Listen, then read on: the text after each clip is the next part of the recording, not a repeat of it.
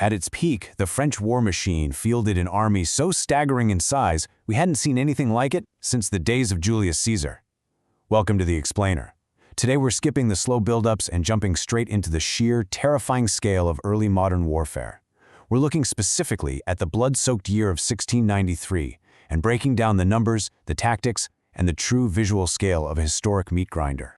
400,000 men. Just let that number sink in for a second.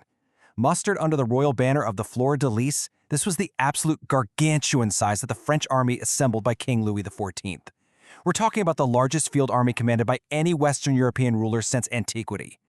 Okay, let's dive into this. Who exactly was forcing France to raise an army of this magnitude?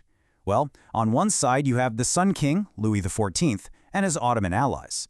Facing them is a massive allied coalition encircling him: the House of Orange, the Habsburgs, the Germans, and England. It's a multi-front geopolitical powder keg that completely sets the stage for total war.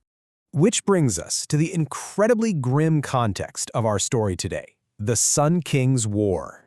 You can completely see why France was acting out of pure desperation here. It's the fifth grueling winter of the conflict. An apocalyptic, climate-driven famine has gripped the French countryside, where the only word on people's lips is literally starvation. To make matters worse, Louis is facing military reverses on multiple fronts, and his Ottoman allies are actively being driven from Hungary by these thunderous Habsburg campaigns. So, surrounded and starving, the Sun King refuses to just let his war die slowly.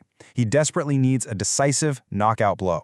And to deliver that definitive strike, he turned to forging a massive host. Now, what's really interesting about this is the sheer numerical disadvantage facing Louis's greatest enemy, William of Orange.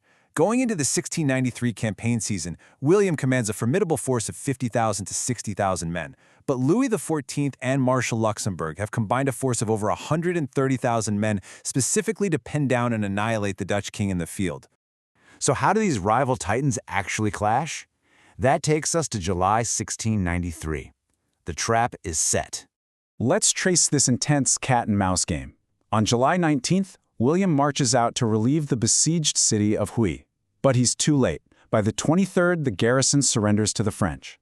Now William is caught out in the open farmland of Brabant like a deer emerging from the undergrowth. He begins retreating on the 24th, camping at the Petite Guiette River. But by July 28th, the massive French army under Marshal Luxembourg is bearing right down on the heights over the village of Landen.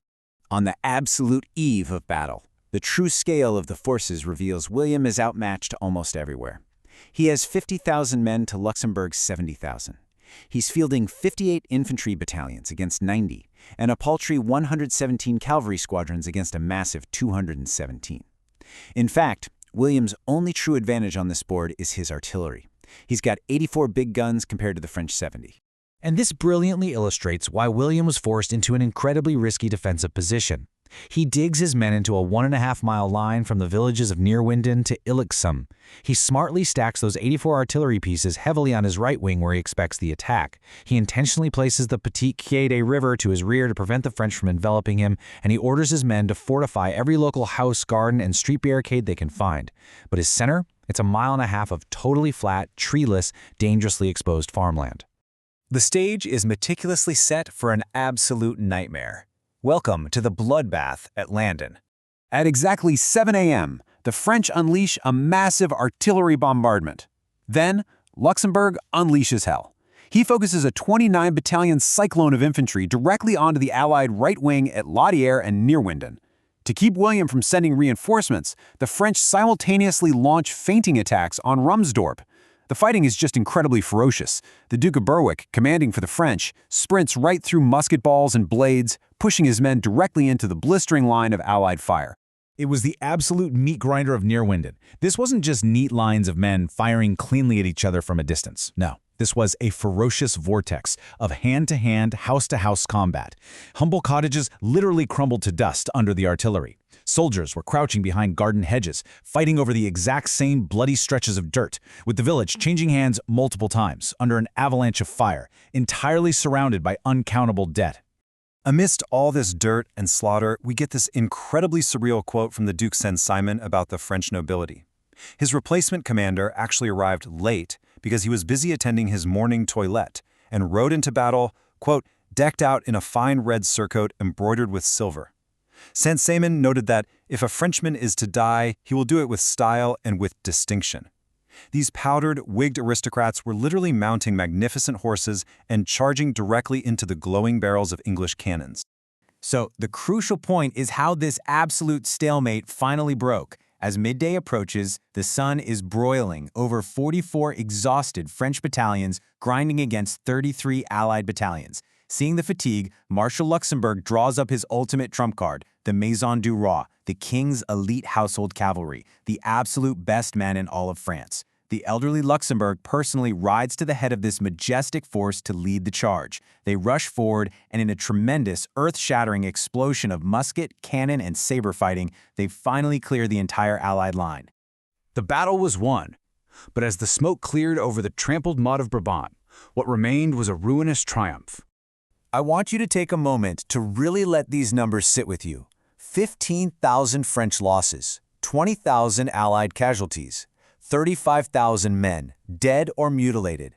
And you have to realize, this didn't happen over a month-long campaign. This staggering, horrific loss of human life occurred in just 12 unrelenting hours of combat. Which brings us to the most startling question of all. Was the grandest tactical victory of the entire decade utterly, tragically futile? Well, on paper, France won. Captured Allied guns and enemy flags were triumphantly paraded in Paris. In fact, Marshal Luxembourg captured so many enemy colors he was jokingly nicknamed the upholsterer of Notre Dame. But here is the brutal reality. France was far too logistically and economically exhausted by the Great Famine to actually pursue William. They simply lacked the grain and the money to exploit this victory. And William?